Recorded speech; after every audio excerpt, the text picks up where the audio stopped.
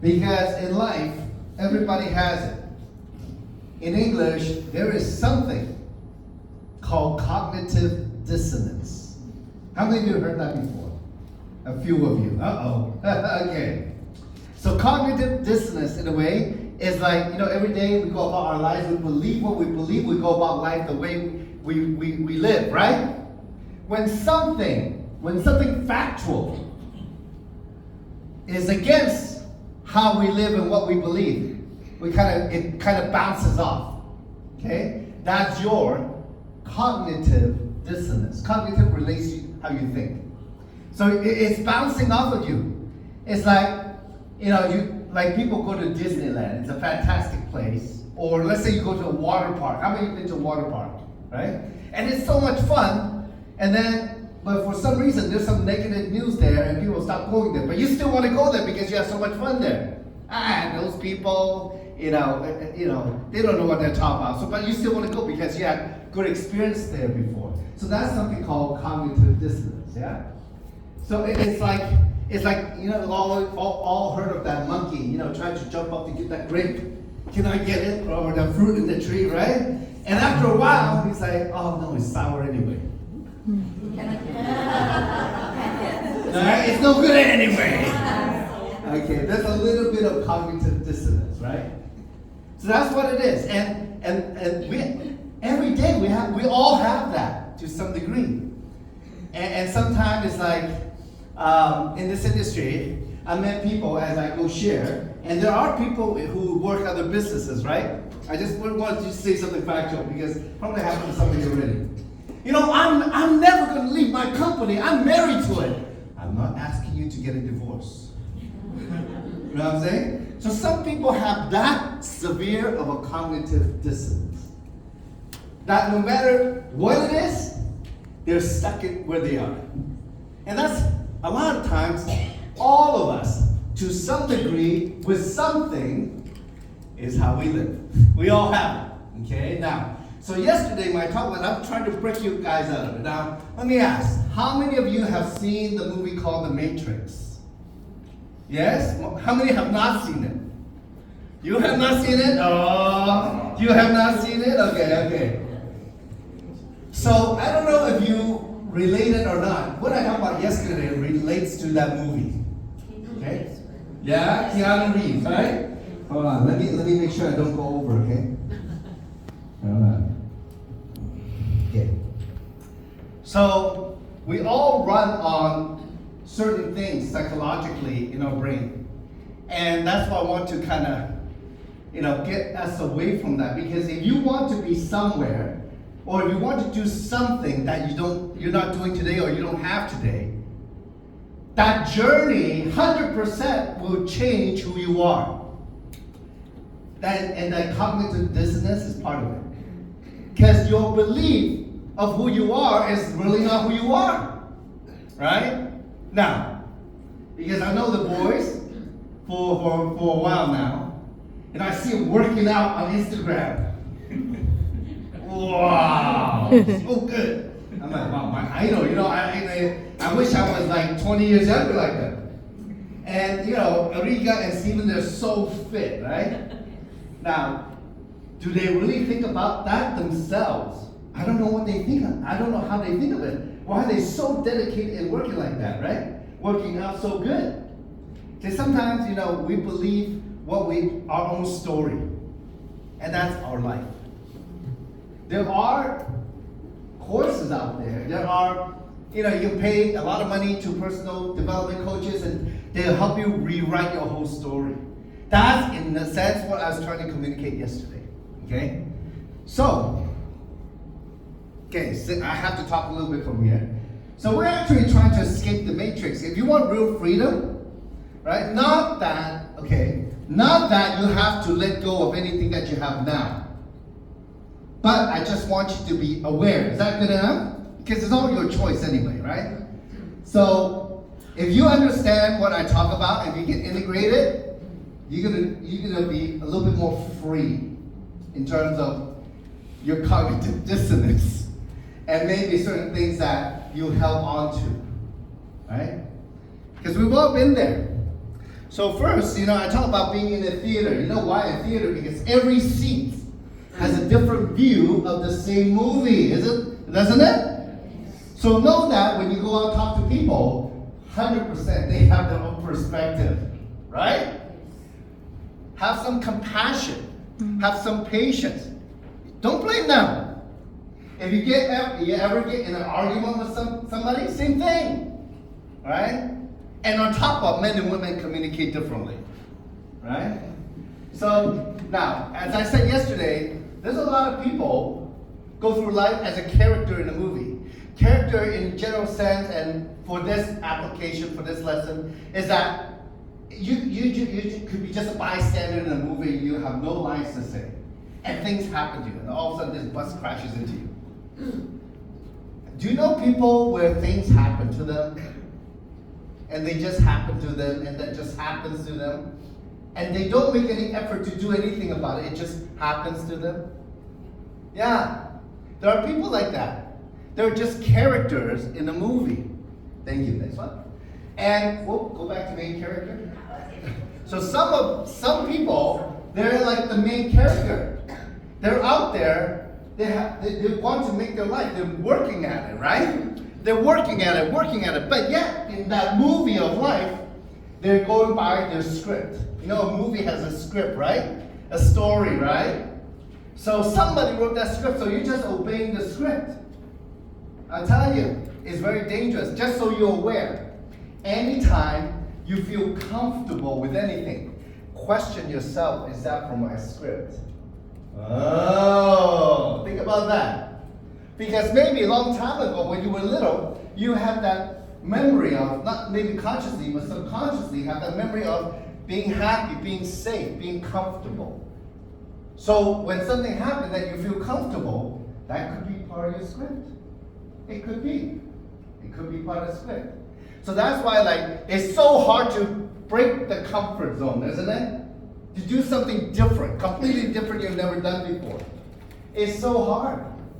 So as a main character, we might feel that we're in control, but are we really? Because most of our programming, or habits, or thought pattern, we acquire between the age 0 to, they say 8, I would give it 10 to 12 years old. Okay? You acquire that. And as a child, each of us, as things happen to us, for somebody who's, 0 to 12 years old, do you think a child that age have the skills to navigate all the emotions that's going on in the adult world? Yes or no? No. No. And what happens to us? We have no choice, right? Except to take it on, right? Yeah, I catch myself sometimes, my 3.5-year-old, I'm running out of patience, it's just I want, it doesn't stop, I'm running around, I see myself doing that, oh my gosh, but he had no idea, all he wants is just, he sees something he likes, he wants to get that car, he want. But for an adult, you're like, oh, we don't want to buy that, let's go. So in a sense, if I was going to put it very straight, all of us live life through trauma. Yes. Okay, I just want it very straight.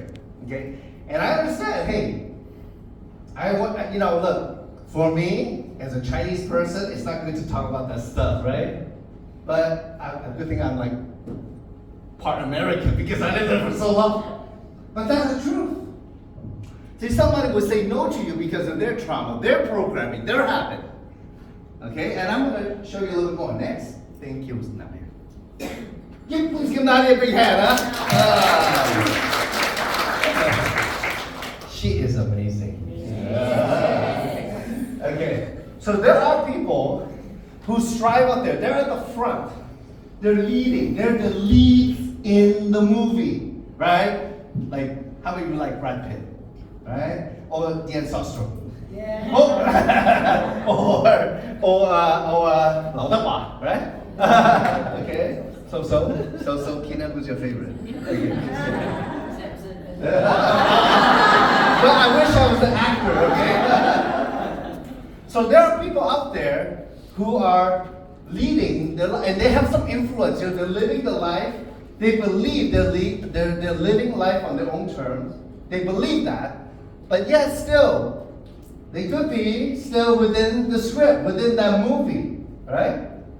So most of us are bound within that script by our trauma, by our past. You know, because sometimes, like, if you ever find yourself all of a sudden, you know, you hear something, you see something, you start crying. Where does that come from? And maybe you feel angry about something. Where does that come from? Besides maybe low blood sugar, right? But where does that come from? You know, I love it because I love studying from all kinds of people. At the end of the day, I heard, you know, whatever triggers you, that's the thing you need to work on. That's the thing you need to work on. Because it's never something that triggers you, is that you see something, you trigger yourself. Oh my gosh. So good.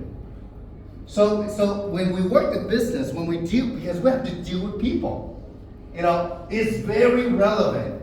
And part of that, what I realized is that, yeah, we can go to class after class after class after class. But the real learning is when you can integrate it into yourself. Huh? So you not only hear it, but you have to reflect upon it, integrate it, and grow from it. And that's how you can increase your capacity. Because even the neuroscientists say, anything that happens when we're young, how your brain works is how literally they can see from the brain scans. As you have a thought, or something very severe, significant, they can see the neurons. You ever see those neurons, a live picture? They're like wiggling around, right? And they're trying to reach each other, right? You know what's crazy? It's like you have a thought and then that happens. What? So it's not your brain causing all this. It's actually your mind, which is not the brain, that actually is like reaching each other, making that connection.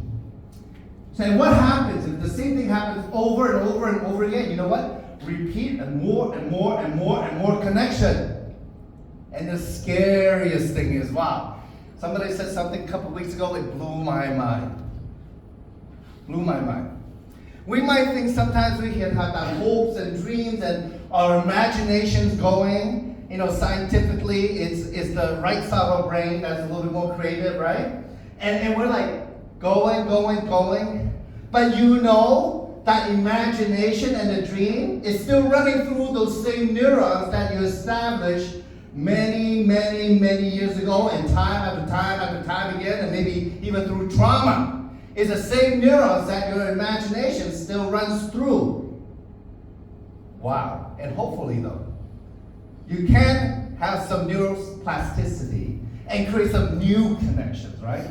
But the fact is, you can still have that hope, have that neuron, have that dream is still going through that same neuron, the same thought pattern, literally, the same signals in your brain.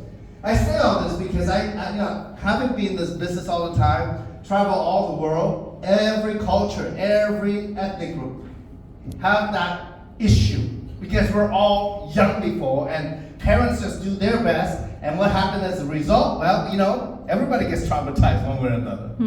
Nobody's perfect, and that's okay. It's life.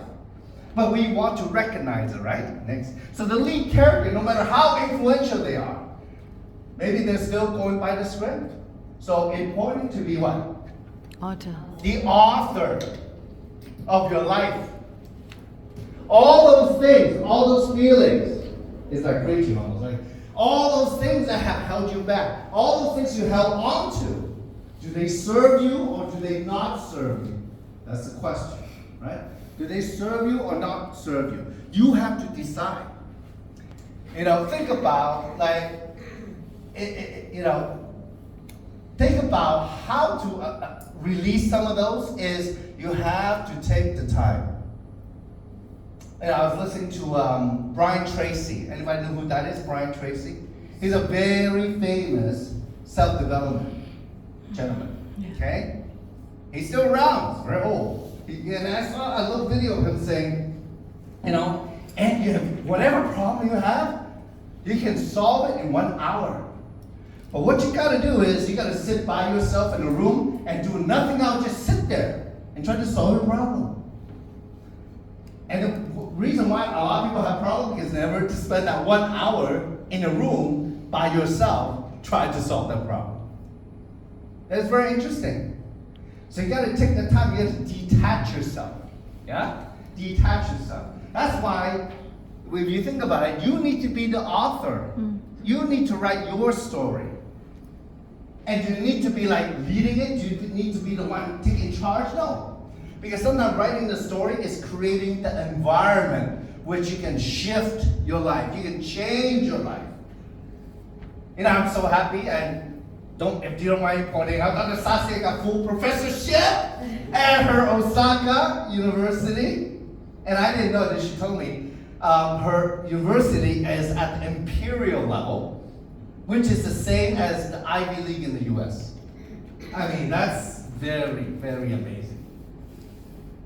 So, when you can shift your environment from Indonesia to Japan, that's what she's doing. I mean, I don't know how you got there, I don't know the whole story, but it shifted your whole future, didn't it? Yeah. So think for each of yourself. If you want to change, what can you shift? What can you do you've never done before? Right? Next. So we have to look at it. Are we living a script? Or are we living a narrative? A narrative is something that you can create. It's a story that you create to live. A script is what happened to you, and you're reliving it over and over and over again. See, I've made a lot of mistakes in my life, and when I look back, oh my gosh, I did this wrong, I did it again and again and again. I hope I do it right this time. See, each one of us has that. Each one of us has that. And you know what? Don't worry, it's okay. It's life. It is life. Okay, it's life. All right. All right, next. Okay, if I go any deeper, okay. So let's look at though. Just a little, you know, maybe some of you have heard of it, but let's talk a little bit psychology. You know, there's a gentleman named Dr. Maslow, so there's something called Maslow hierarchy of needs. If you never studied psychology, this is the first thing you probably study.